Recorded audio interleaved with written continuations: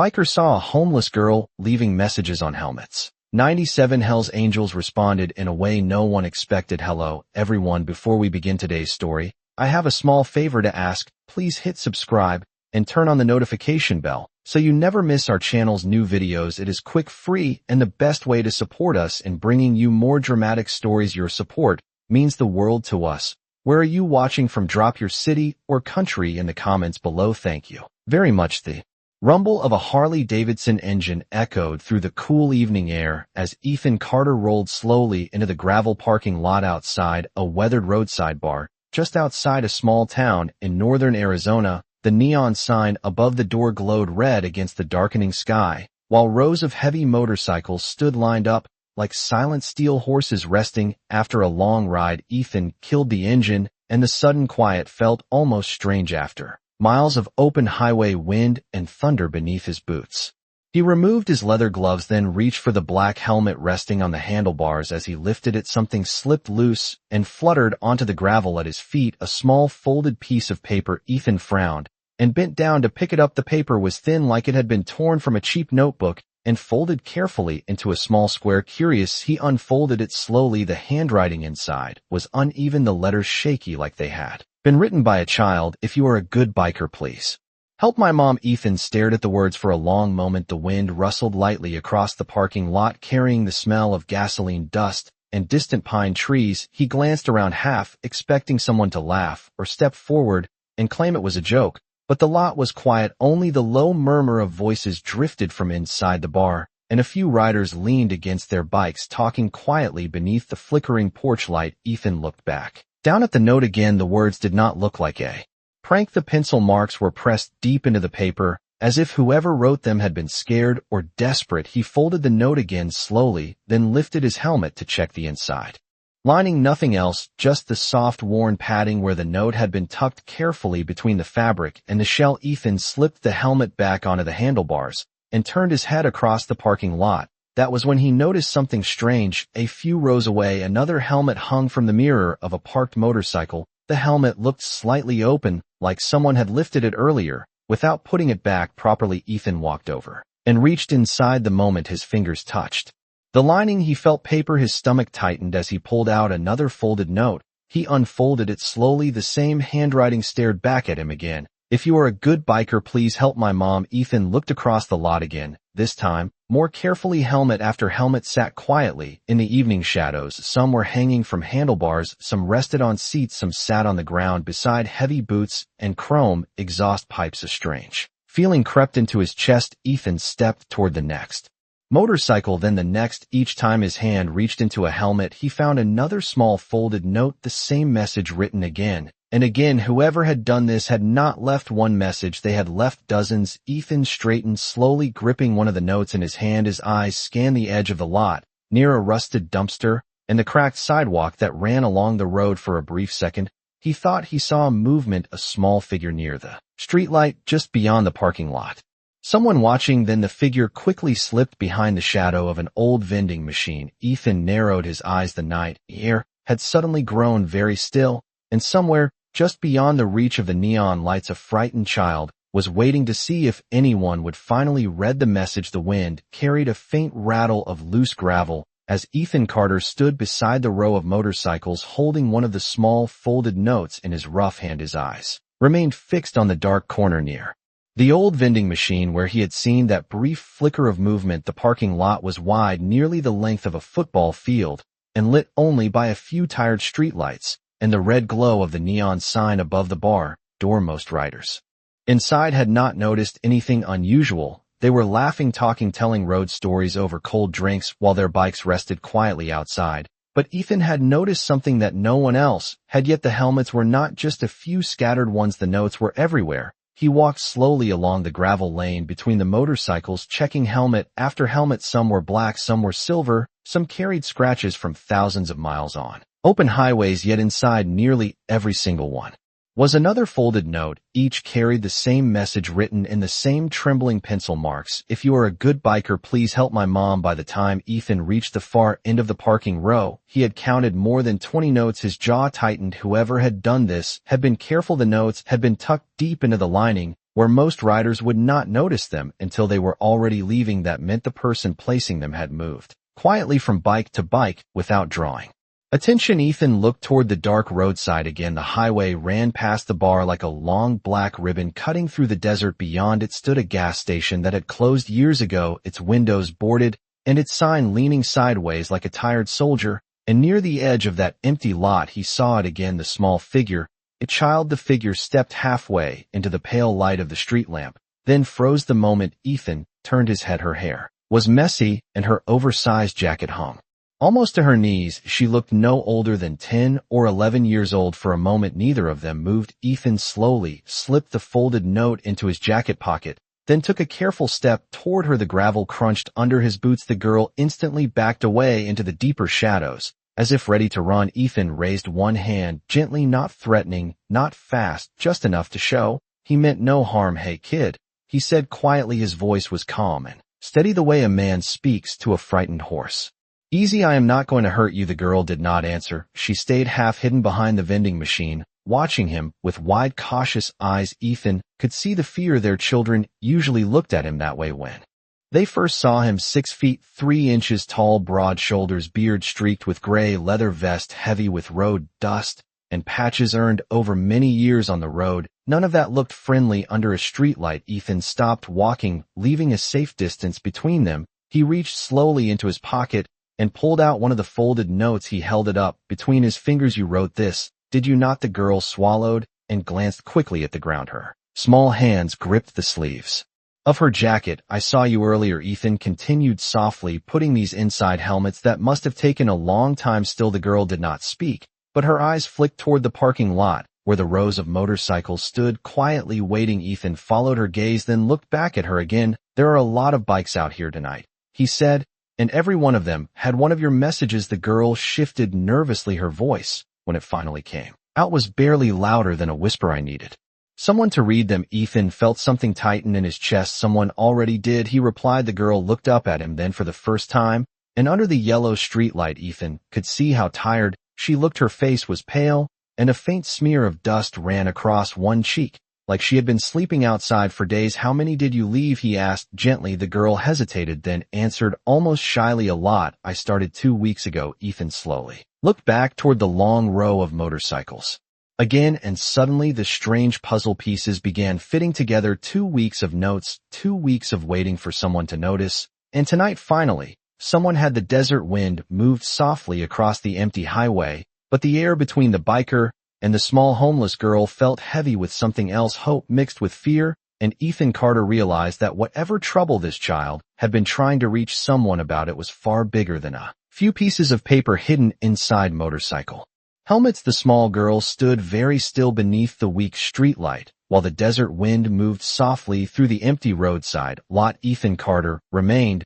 where he was, careful not to move too quickly, because he understood something important already. The moment he made her feel trapped, she would run. Children who lived on the street learned that lesson early. They trusted movement more than words. Ethan kept his voice calm and low. "You started leaving the notes 2 weeks ago," he said slowly. "That is a long time to wait for someone to notice." The girl nodded faintly. Her hands were still wrapped in the sleeves of the oversized jacket, which looked like it had once belonged to an adult. It hung loosely on her thin shoulders like a blanket that had seen too many cold nights. "I tried different places," she said quietly, "sometimes gas stations, sometimes parking lots where motorcycles stopped, but nobody ever opened the helmets." Ethan felt the weight of those words settle inside his chest. 2 weeks of walking parking lots in the dark, 2 weeks of folding the same message again and again, hoping one stranger might see it. "Why bikers?" he asked gently. "You could have left those notes anywhere." The girl hesitated for a moment. Her eyes moved toward the long line of motorcycles parked in the gravel lot, engines still warm chrome reflecting the red glow of the bar sign. Then she looked back at Ethan. "Because bikers look strong," she said softly. "The bad men, do not bother them." The simple honesty of the answer caught Ethan off guard for a moment. He had no reply. The girl studied him carefully, as if she was still deciding whether she had made the right choice. Speaking to him up close, Ethan could now see that she was smaller than he first thought, maybe around 10 years old. Dirt marked the knees of her jeans, and the bottom of her shoes were worn thin from walking long distances. "What is your name?" Ethan asked after a moment. "Lily," she replied. Her voice was quiet, but steadier. Now Lily Bennett. Ethan nodded slowly. Well, Lily, my name is Ethan Carter. He did not step closer, but he relaxed his shoulders slightly, so he did not look as intimidating to her. You wrote that you need help for your mother, he said. Can you tell me what happened? Lily lowered her eyes and looked at the ground again. Her fingers tightened around the sleeves of the jacket. My mom is in trouble. She whispered. The words came out slowly, like each one carried a weight. She works cleaning rooms at a small motel outside town. Ethan listened carefully, saying nothing. The desert night around them remained quiet except for distant laughter drifting from inside the bar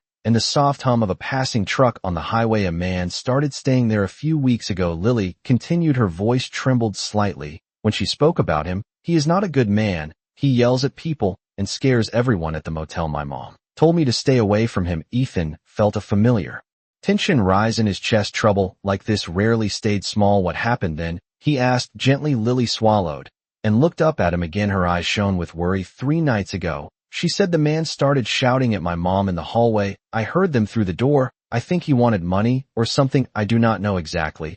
But after that he would not let her leave the room. Ethan frowned slightly. You mean he is keeping her there? Lily nodded quickly. I tried to tell someone, but nobody listens to a kid without a home. The police station closed early that night, and I was scared to knock on strangers' doors. Her voice dropped again, so soft, it almost vanished in the wind. So I started writing the notes. Ethan looked down at the folded paper still resting in his hand. If you are a good biker, please help my mom. A message simple enough for anyone to understand, yet desperate enough to cross every mile of highway in the country. You said you started 2 weeks ago, he said quietly. Lily nodded.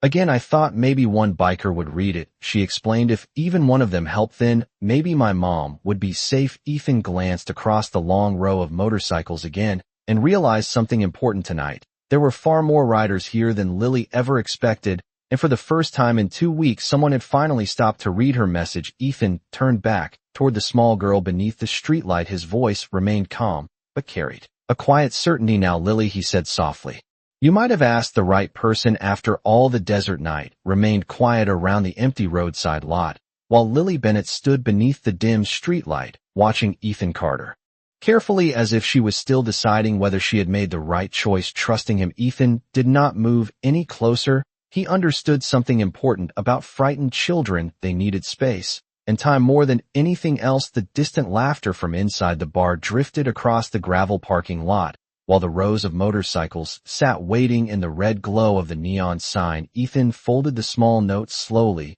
and slipped it into the pocket of his leather vest, then looked back at Lily. You said your mother works at a motel outside town, he said calmly. Which motel? Lily glanced down the highway before answering. The old Desert Valley Motel, she said quietly. It is about 3 miles down the road, near the dry gas station with the broken sign. Ethan knew the place. Everyone who rode through this part of Arizona knew it. The building was old and poorly kept, with flickering lights and rooms that were rented mostly to travelers who did not want to ask too many questions. His jaw tightened slightly when he pictured it. And this man you mentioned, he asked gently, do you know his name? Lily shook her head. I only heard my mom call him Mr. Cole once. She looked up at Ethan again, worry clear in her eyes. He stays in room 7.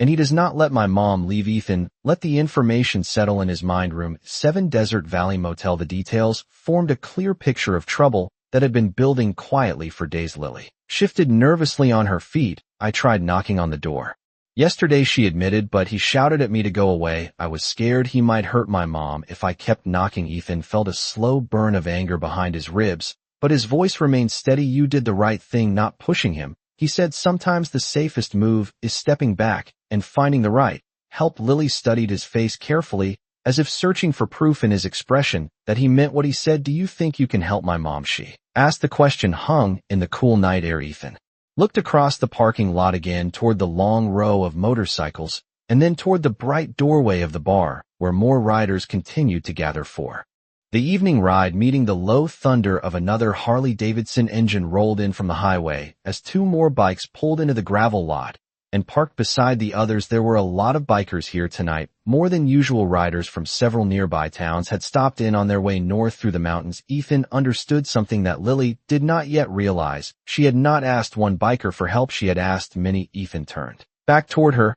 and crouched slightly so he was closer to her. Eye level. Lily, I need to ask you something important. He said quietly, "Have you eaten today?" She hesitated before answering. "A little this morning. A lady at the gas station gave me a sandwich." Ethan nodded slowly. That was not enough food for a growing child, especially one who had spent days worrying about her mother. "Listen," he continued, "I am going to help you, but first you are coming inside with me, where it is warm and where you can get something to eat." Lily stiffened immediately. Her eyes moved toward the bar door where loud music and deep voices spilled into the night. "I do not think they will want me in there," she whispered. Ethan almost smiled at that comment. "You might be surprised," he said gently. "Besides, nobody is going to bother you while you are with me." Lily looked uncertain, but she did not step away. When Ethan slowly stood up and gestured toward the bar, "Come on," he said, "we will get you something hot to eat, and then we are going to talk to a few friends of mine." Lily hesitated for a few seconds longer before finally nodding. Her small boots crunched softly on the gravel as she walked beside him toward the warm glow of the bar entrance. Behind them, the rows of motorcycles stood silent under the desert sky, each helmet now carrying the same message that had waited 2 long weeks for someone to read.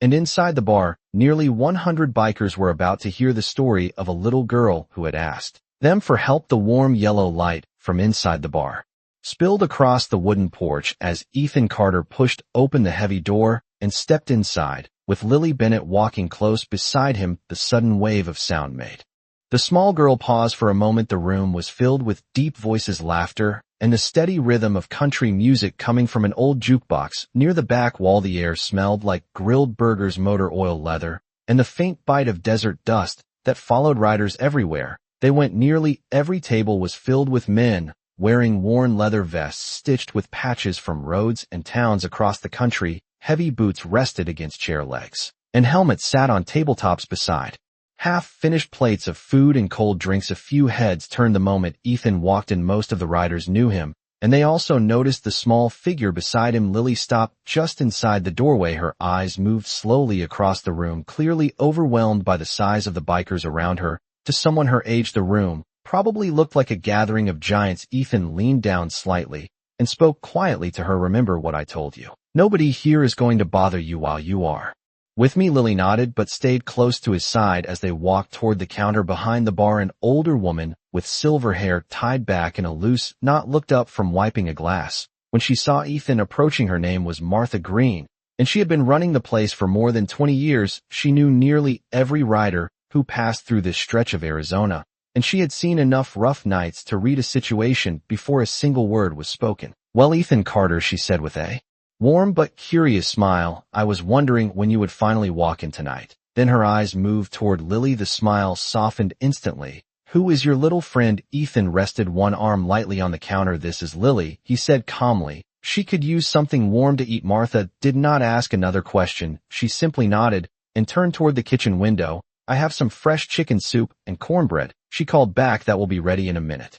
Lily watched quietly as a bowl was placed in front of her along with a tall glass of water. The smell of the soup filled the space between them, and for a moment the girl simply stared at it like she had not seen a hot meal in days. "Go ahead," Ethan said gently. "It is all yours." Lily hesitated only a second before picking up the spoon. The first bite disappeared quickly, then another and another. Martha leaned slightly closer to Ethan while the girl focused on her food. "She looks like she has been through a lot," Martha said quietly. Ethan nodded slowly. "She has," he replied, "and so has her mother." Martha studied his expression for a moment, then gave a small, understanding nod. She had learned long ago that when Ethan Carter spoke in that calm, serious tone, it meant something important was happening across the room. Several bikers had begun noticing the scene. One of them, a tall man with gray in his beard and a patch reading Marcus Donovan across his vest, walked slowly toward the counter. Marcus was not just another rider. He was the man most of the others listened to when decisions had to be made. He stopped beside Ethan and glanced down at Lily, who was still carefully eating her soup. "You bringing new recruits these days, Ethan?" Marcus asked with a faint smile. Ethan shook his head. "Not exactly." Marcus, he reached into his vest pocket and pulled out the folded note. The small piece of paper looked almost fragile against the thick, calloused fingers of the biker. Marcus unfolded it slowly and read the message without speaking. "If you are a good biker, please help my mom." When Marcus finished reading, he looked back at Ethan with a quiet question in his eyes. Ethan nodded. Once, then he reached into his pocket again and placed several more folded notes on the counter beside the first one. Lily had left them inside helmets across the entire parking lot. Ethan said quietly. Marcus looked down at the stack of notes, then across the room, where dozens of riders sat talking and laughing, completely unaware that every helmet outside carried the same message. His eyes slowly lifted again toward Ethan, and the expression on his face grew serious. Tell me the whole story, Marcus said. Marcus Donovan stood quietly at the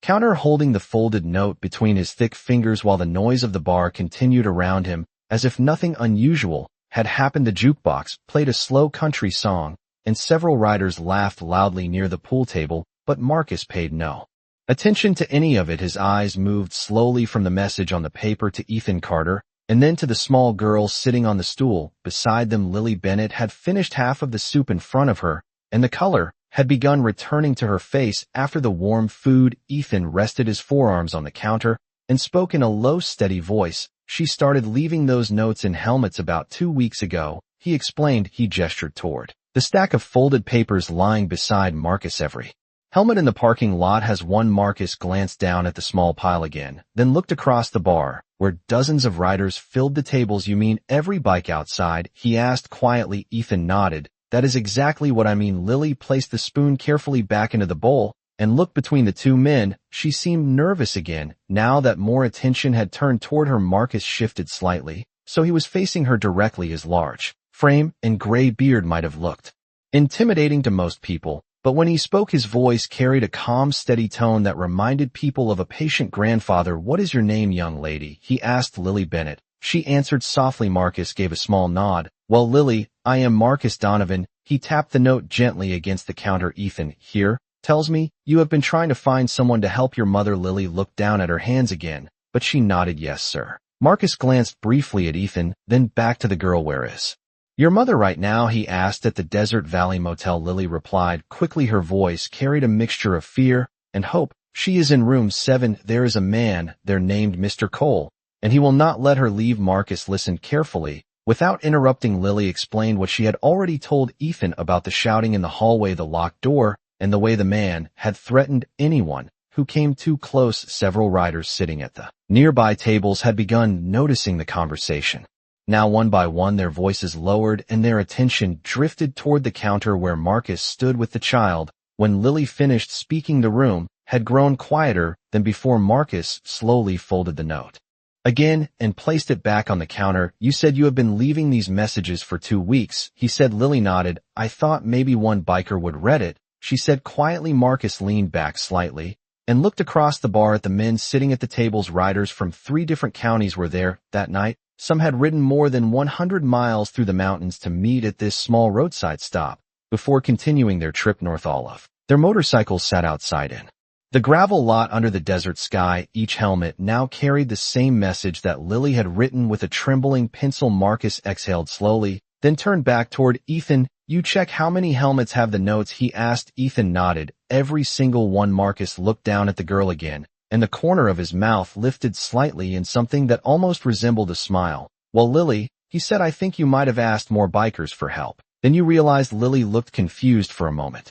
Marcus turned his head toward the room and raised his voice just enough for the nearby riders to hear. Gentlemen, he said calmly, I believe we have something you all need to see. Conversation stopped. Chairs creaked softly against the wooden floor as several bikers stood up. Marcus held the small folded note between his fingers and raised it slightly so the others could see it. A little girl spent 2 weeks leaving these messages inside our helmets, he said quietly, and tonight someone finally opened one. The riders exchanged curious glances with one another while Marcus continued speaking. Her mother is being held at the Desert Valley Motel 3 miles down the highway. Room 7. A heavy silence settled over the bar as the meaning of his words spread across the room. Then Marcus placed the note back on the counter and looked directly at Ethan Carter. I think it is time the rest of the brothers read their mail, he said. The heavy silence inside the bar lasted only a few seconds after Marcus Donovan spoke, but those seconds felt long enough for every rider in the room to understand that something serious had just happened. Chairs scraped softly across the wooden floor as men stood and turned their attention toward the counter. The music from the jukebox continued playing, but no one paid attention to it. Now the focus of nearly every biker in the building had shifted toward the small girl sitting beside Ethan Carter Lily Bennett suddenly looked very small, surrounded by leather jackets, broad shoulders, and weathered faces, but no one in the room showed anything except quiet attention. Marcus picked up one of the folded notes again and held it between his fingers. A few riders stepped closer, curious about what had pulled their leader away from his drink. Marcus did not raise his voice, but the room was quiet enough that everyone could hear him clearly. "A little girl has been leaving these inside our helmets for 2 weeks, he said calmly. "If you have a helmet outside, you might want to go check it." A murmur passed through the crowd. Several riders exchanged puzzled looks, but curiosity quickly replaced confusion. Within seconds, the door to the bar swung open as the first few bikers stepped outside into the cool desert night. Ethan remained at the counter beside Lily while Marcus watched the doorway quietly. Lily looked up at him with uncertain eyes. "Are they angry?" she asked softly. Marcus shook his head slowly. "No, kid," he said gently. "They are just about to read something important." Outside, the gravel parking lot filled with the sound of boots crunching across stone. One rider lifted his helmet from the seat of his motorcycle and frowned when a small folded paper slipped out. Another biker pulled a note from the lining of his helmet and opened it beneath the glow of the streetlight. Soon the quiet night filled with the soft rustle of paper being unfolded. One by one, the riders read the same message written in the careful, trembling handwriting of a child. "If you are a good biker, please help my mom." Inside the bar, Ethan could hear the low voices beginning to spread across the lot. Riders were calling out to each other, asking if anyone else had found a note. The answer was always the same: yes. Another biker pushed open the bar door and stepped back inside, holding the paper between his fingers. "Marcus, what is this about?" he asked. Marcus simply gestured toward the counter. "That note came from her," he said. The rider looked toward Lily, and the seriousness in his face softened instantly. The door swung open again as more bikers returned from the parking lot, now holding the same message in their hands. Within a few minutes, nearly every man in the building had gathered inside again. Each of them carried the same small piece of paper. The bar that had been filled with laughter earlier now stood completely silent. Dozens of riders read the words again, slowly, making sure they had not misunderstood them. Ethan watched their expressions change from curiosity to concern. Some glanced toward Lily, others looked toward Marcus, waiting for him to speak. Marcus stepped forward and rested both hands on the counter. "The girl wrote those notes because her mother is being held at the Desert Valley Motel 3 miles down the highway," he said calmly. "Room 7, a man named Mr. Cole will not let her leave." The riders listened carefully without interrupting. Lily looked down at the floor while the weight of their attention filled the room. Marcus continued speaking. "The girl did not know which biker might read her message, so she left it in every helmet she could find." He paused for a moment, then looked across the crowd. "She thought maybe one of us would help." The room remained silent for another long moment.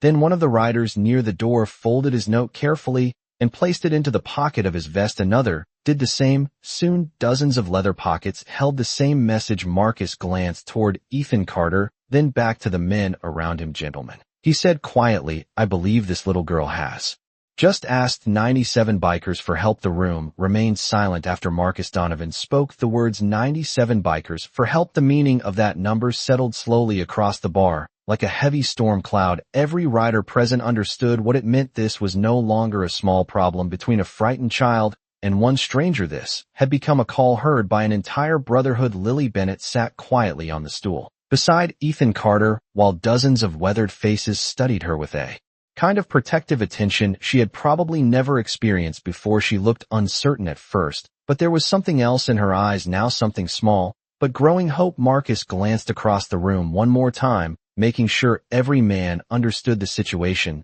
Then he spoke again in the same calm, steady tone. "The Desert Valley Motel is 3 miles south down the highway," he said. "Room 7 belongs to a man named Mr. Cole. According to the girl, he has been keeping her mother inside the room for several days and threatening anyone who gets too close." A tall rider near the door folded his arms slowly. "Are we sure about that?" he asked, not in doubt, but in caution. Marcus nodded toward Ethan. Ethan spoke to the girl first. He confirmed what she said. Ethan gave a small nod in agreement.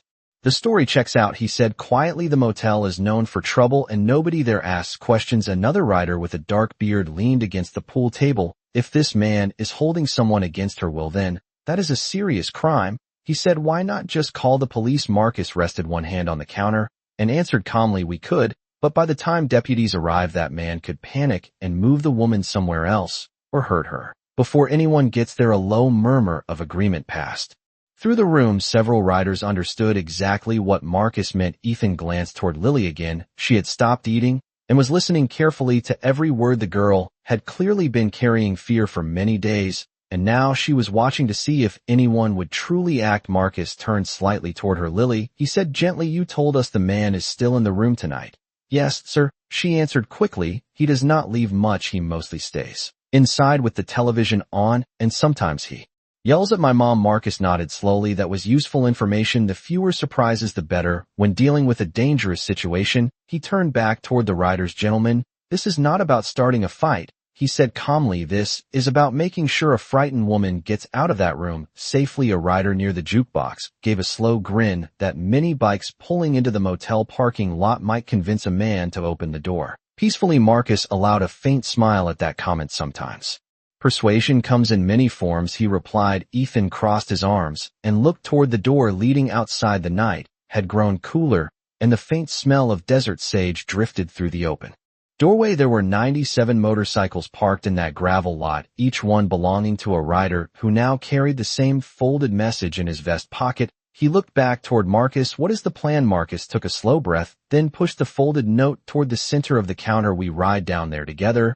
he said calmly, not fast, not loud, just enough to make sure the man in room 7 understands that the girl who asked for help did not ask. One biker, she asked. 97. Lily watched the men around the room as several riders nodded quietly in agreement. The sound of chairs sliding across the floor returned as Boots stepped toward the door. Outside, the dark desert highway waited under a sky filled with cold, bright stars, and in the gravel lot 97 motorcycles were about to start their engines. For the same reason, the desert air outside the bar felt colder now as the riders stepped into the gravel parking lot. One after another, boots crunched against the stone, while leather jackets shifted under the glow of the neon sign. Ethan Carter walked beside Marcus Donovan, while Lily Bennett remained close near the doorway with Martha Green, who had quietly stepped outside with a warm blanket for the girl. The small child watched with wide eyes as the men moved toward their motorcycles. Not one rider spoke loudly, no one cheered, no one made a show of what was happening. The silence itself carried a sense of purpose that felt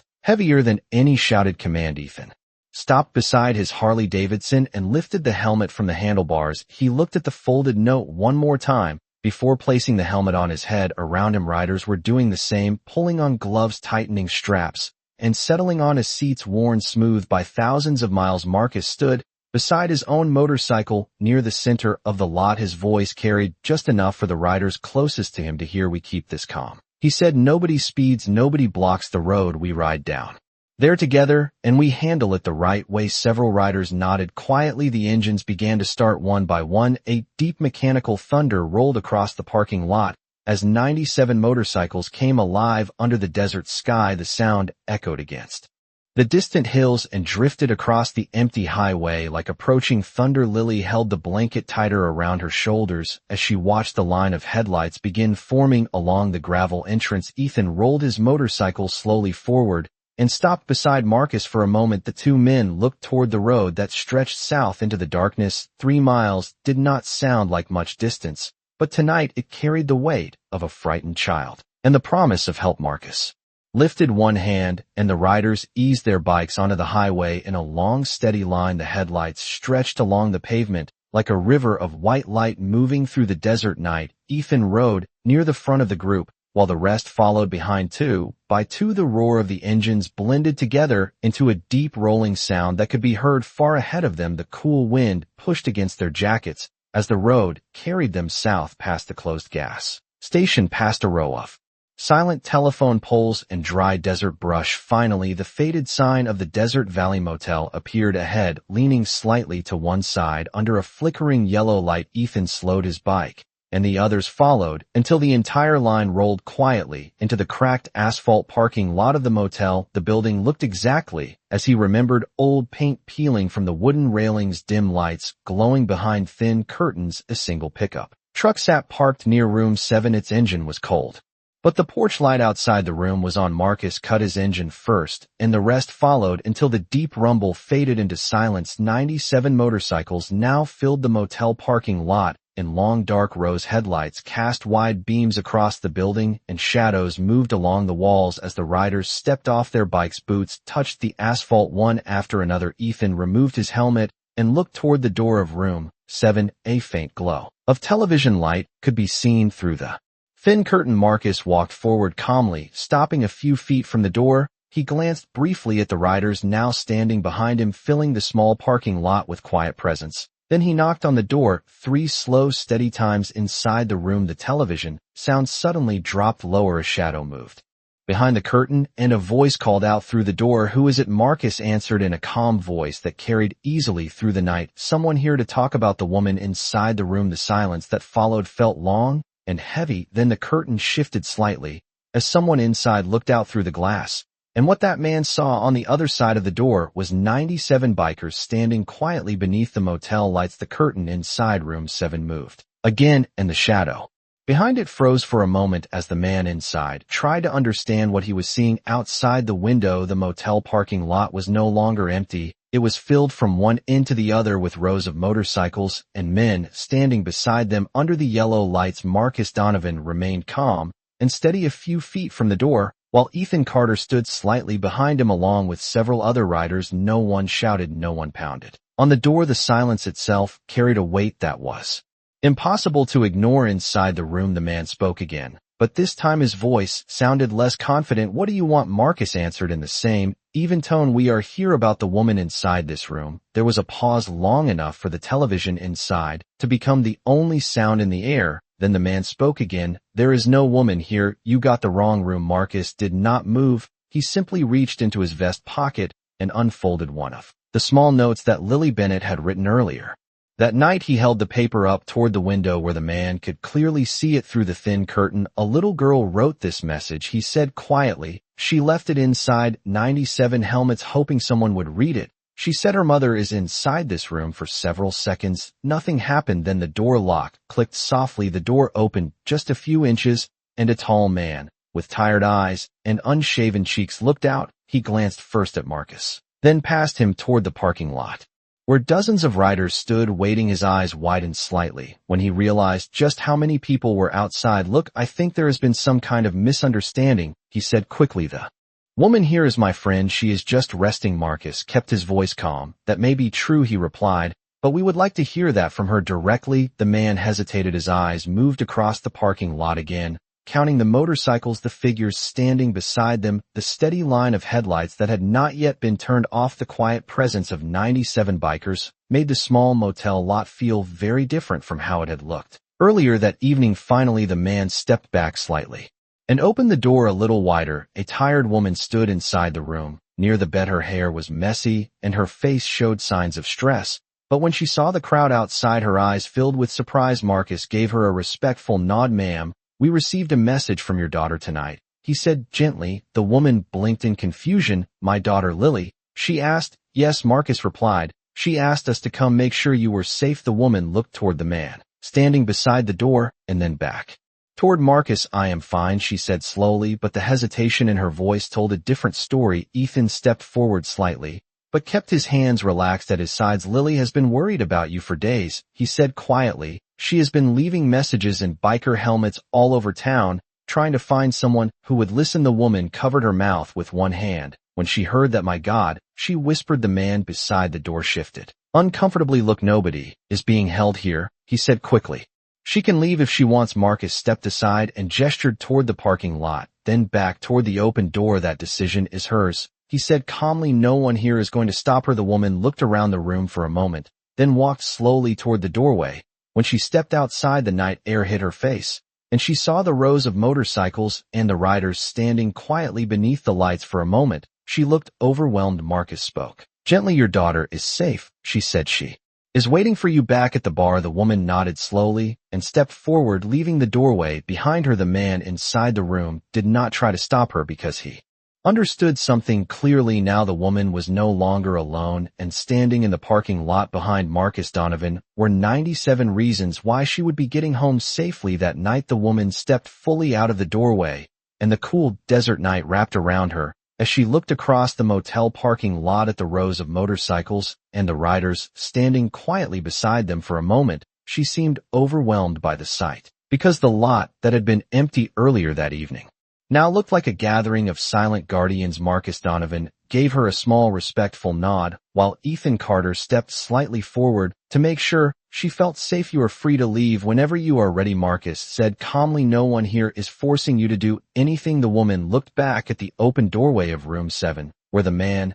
named Mr. Cole, still stood inside, watching everything with tight, nervous eyes. For the first time since the door opened, he looked unsure of himself. The presence of 97 bikers standing calmly outside had changed the balance of the situation. Without a single threat being spoken, the woman took a slow breath, then stepped away from the door completely. "My name is Rebecca Bennett," she said quietly. "Thank you for coming." Rebecca glanced back once more toward the room, then toward the motorcycles and the riders standing under the yellow motel lights. "I did not know Lily had done something like this," she continued. Her voice trembled slightly. "She must have been so scared." Ethan nodded gently. "She was worried about you for days," he said. "She left messages everywhere, hoping someone would read them." Rebecca lowered her eyes for a moment, clearly touched by the thought of her daughter walking around town alone, writing those notes. Marcus spoke again in the same calm, steady tone. "Your daughter is waiting safely back at the bar where Ethan found her. Martha is keeping an eye on her until you arrive." Rebecca looked up quickly. "Is she all right?" "Yes," Marcus answered. "She has eaten and she is warm." A faint smile appeared through the exhaustion on Rebecca's face. "Then we should not keep her waiting," she said. Marcus nodded and stepped back slightly, giving Rebecca space to move across the parking lot. Ethan walked beside her while the other riders remained where they were, forming a quiet path between the rows of motorcycles. No one rushed, no one crowded her. The entire group simply allowed her to walk freely toward the open lot. When she reached the middle of the parking area, she turned slowly and looked at the long line of riders surrounding the motel, her eyes filled with gratitude that was difficult to express in words. "I do not know how to thank all of you," she said softly. Marcus answered with a small shrug. "You already did," he replied. "Your daughter trusted the right people." A few of the riders allowed quiet smiles to appear on their faces, but most simply nodded respectfully. Rebecca looked once more toward room 7, where the man remained standing silently inside the doorway. He did not say another word, and he did not follow her, because the situation was now clear. Marcus walked toward Ethan and Rebecca as they reached the motorcycles. "We will ride you back," he said calmly. "It is only 3 miles, but you should not have to walk that road tonight." Rebecca nodded gratefully. Ethan lifted his helmet and gestured toward the back seat of his motorcycle. "Hop on," he said with a reassuring smile. Rebecca climbed onto the bike carefully, while the other riders began starting their engines again. One by one, the motorcycles came back to life, filling the quiet motel lot. With a deep rolling thunder, the headlights turned toward the highway as the group prepared to leave behind them. The door to room 7 slowly closed, but no one paid attention to it anymore, because the important part of the night was no longer inside that motel room. It was waiting 3 miles away, where a little girl named Lily Bennett had spent 2 weeks hoping that someone somewhere would finally read her message. The long line of motorcycles rolled steadily along the dark desert highway as the cool night wind moved across leather jackets and chrome handlebars. The engines produced a deep, powerful rhythm that echoed through the quiet land around them. Ethan Carter rode near the front of the group, with Rebecca Bennett seated carefully behind him, holding lightly onto the back rail of the motorcycle. The bright beam of the headlights stretched across the asphalt road ahead, while the other riders followed in a long silent formation behind them. From above, the scene would have looked like a river of moving light cutting through the desert night. Rebecca had not spoken much during the ride, but Ethan could feel the tension in her shoulders slowly easing as the miles passed. She had spent days trapped in a room where fear and uncertainty had been constant companions. Now the open road and the steady presence of the riders around her felt like the first real breath of freedom she had taken in a long time. Ahead, in the distance, the warm glow of the roadside bar began to appear again. The familiar neon light flickered against the darkness, and the wooden building stood quietly beside the highway, just as it had earlier that evening. Only now there was a different energy waiting there inside the bar. Lily Bennett still sat at the counter beside Martha Green. The little girl had finished her meal, but she remained awake and alert, her eyes drifting again and again toward the door. Each time the wind pushed against the building, she lifted her head, hoping to hear the sound of motorcycles returning. Martha placed another warm cup of cocoa in front of the girl, and rested one gentle hand on her shoulder. "They will be back soon, honey," she said softly. Lily nodded, but her fingers remained tightly wrapped around the edge of the counter. Suddenly, the distant rumble of engines reached the building, at first faint, and then growing stronger. Lily lifted her head. Immediately the sound was unmistakable. A moment later, the headlights of the first motorcycles appeared through the window, shining across the parking lot. Lily jumped from the stool and ran toward the door. As the engine slowed outside, gravel shifted beneath tires. As the long line of bikes rolled back into the lot, one after another, the door swung open and Lily stepped out into the night. Just as Ethan Carter cut the engine of his motorcycle, Rebecca Bennett carefully climbed down from the back seat, and the moment she turned around, she saw her daughter standing only a few feet away. For a second, neither of them moved, as if they were both trying to make sure the moment was real. Then Lily ran forward. "Mom," she cried. Rebecca dropped to her knees and wrapped her arms tightly around the girl, pulling her close against her chest. Tears filled her eyes as she held Lily. "I am here, sweetheart," she whispered. "I am right here now." The riders around them watched quietly, giving the two space. As the reunion unfolded under the soft glow of the bar lights, Marcus Donovan stood near the front of the line of motorcycles with his arms folded across his vest. A small smile appeared on his face when he saw the relief on both mother and daughter. Lily pulled back slightly, but kept her hands around her mother's shoulders. "I told them about you," she said. "Quickly, I left notes everywhere until someone read one." Rebecca looked over Lily's shoulder toward the rows of motorcycles and the riders standing beside them. She shook her head slowly in disbelief. "I think more than one person read your message," she said softly. Lily followed her mother's gaze, and her eyes widened when she saw just how many bikers were gathered in the parking lot. The engines had gone silent now, but the presence of the riders remained strong and steady under the night sky. And for the first time in many days, Lily Bennett finally knew that the message she had written had reached exactly the people who were meant to read it. The night slowly settled back in a calm around the roadside bar as the engines of the motorcycles cooled beneath the desert sky. Rebecca Bennett remained on her knees for a long moment, holding Lily close, as if she never wanted to let go again. The little girl pressed her face into her mother's shoulder, breathing in the familiar comfort she had feared she might never feel again. Around them, the riders stood quietly, respecting the moment, while the soft hum of insects and the distant whisper of highway wind filled the silence. Finally, Rebecca lifted her head and gently brushed Lily's hair back from her face. "You were very brave," she said softly. Lily shook her head a little.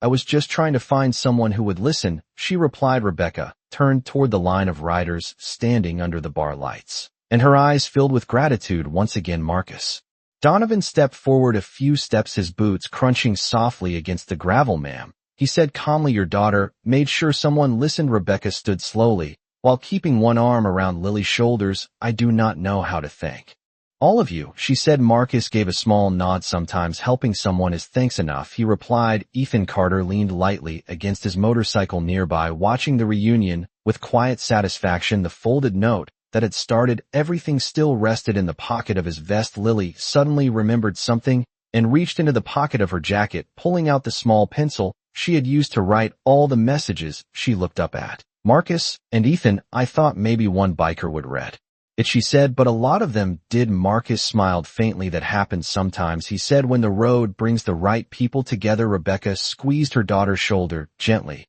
"What do you say, Lily?" The girl looked across the riders standing beside their motorcycles. "Thank you," she said clearly. The simple words carried across the quiet parking lot, and several riders nodded in return. Soon the men began climbing back onto their motorcycles, preparing to continue their rides across the dark highways of the country. Engines started one after another until the deep rolling sound returned to the night. Marcus placed his helmet on his head and looked once more at Lily. "If you ever need help again," he said calmly, "you will know where to find us." Lily nodded and held tightly to her mother's hand as the first motorcycles began rolling toward the highway. Headlights stretched into the distance until one by one they disappeared into the darkness. The parking lot slowly returned to its quiet state. Beneath the flickering neon sign, Lily watched until the last motorcycle vanished down the road, then looked up at her mother with a small, tired smile. Her message had traveled farther than she ever expected, and on a quiet desert night, 97 bikers had answered it.